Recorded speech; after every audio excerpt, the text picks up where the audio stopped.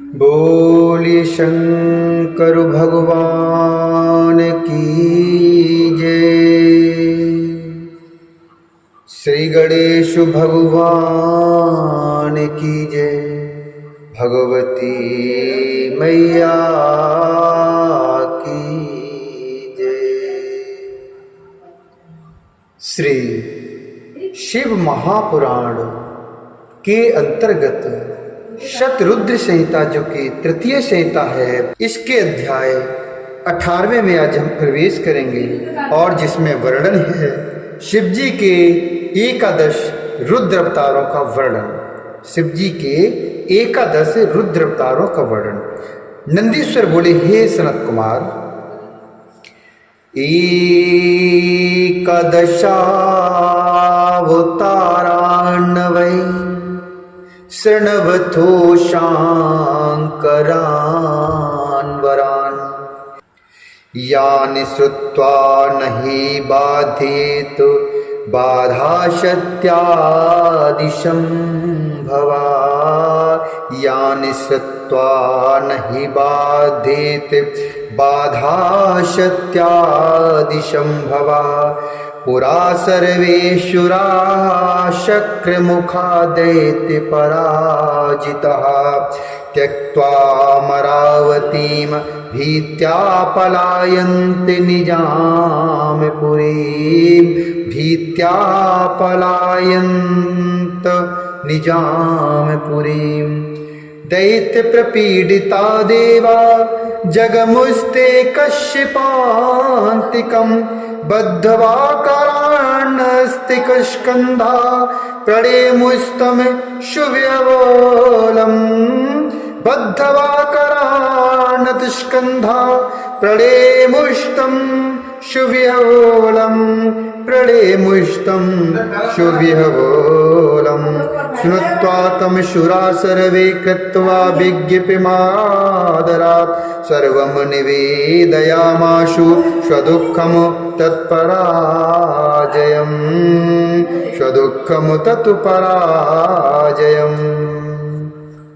नंदीश्वर बोले, हे सनत कुमार, अब शिव जी के उत्तम 11 अवतारों को सुनिए, जिन्हें सुनकर मनुष्य को असत्य आदि से उत्पन्न होने वाला पाप पीड़ित नहीं करता है।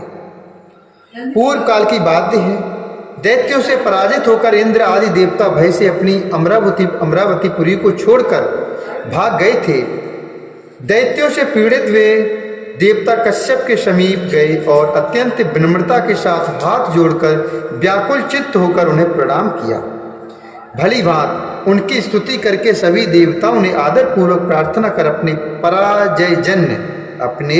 पराजयजन्य दुख को निवेदन किया। हे तात, उसके बाद शिव में आसक्त मन वाले उनके पिता कश्यप देवताओं का दुख सुनकर कुछ दुखी तो हुए, पर अधिक नहीं, क्योंकि उनकी बुद्धि शिव में निरत थी। हे मुनि, शांत बुद्धि वाले उन मुनि ने देवताओं को आश्वस्त करके तथा धैर्य धारण करके अत्यंत प्रसन्नता पूर्वक विश्वेश्वरपुरी काशी की ओर प्रस्थान किया।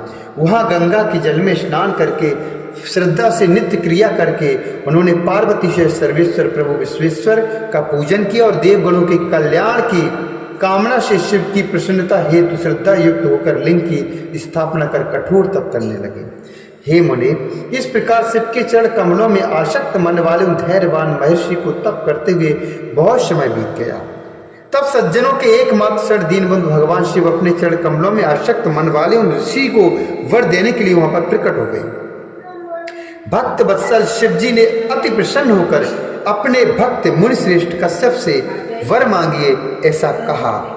उन महेश्वर को देखकर देवगण के पिता कश्यप ने हर्षित होकर उन्हें प्रणाम किया और हाथ जोड़कर प्रसन्नचित होकर उनकी स्तुति की।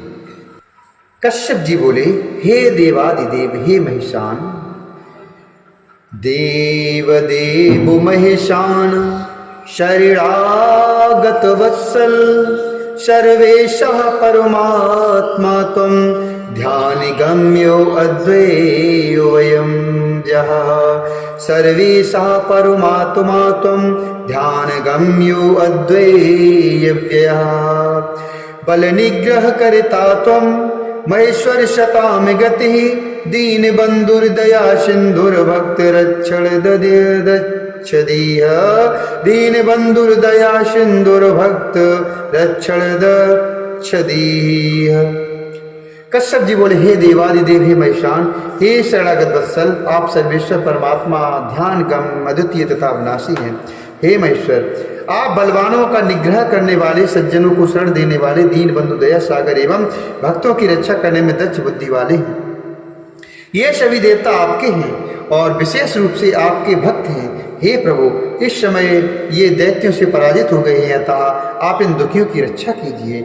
विष्णु भी असमर्थ हो जाने पर आपको ही बारंबार कष्ट देते हैं, इसलिए देवता भी मानो असहाय होकर अपना दुख प्रकट करते हुए मेरी शरण में आए हुए हैं। हे देव देवेश, हे देवगण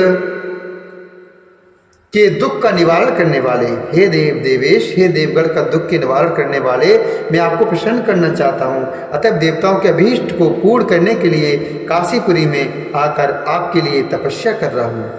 हे महेश्वर, मैं सब प्रकार से आपकी शरण में प्राप्त हुआ हूँ। हे स्वामिन, मेरी कामना को पूर्ण कीजिए और देवताओं के दुख को दूर कीजिए।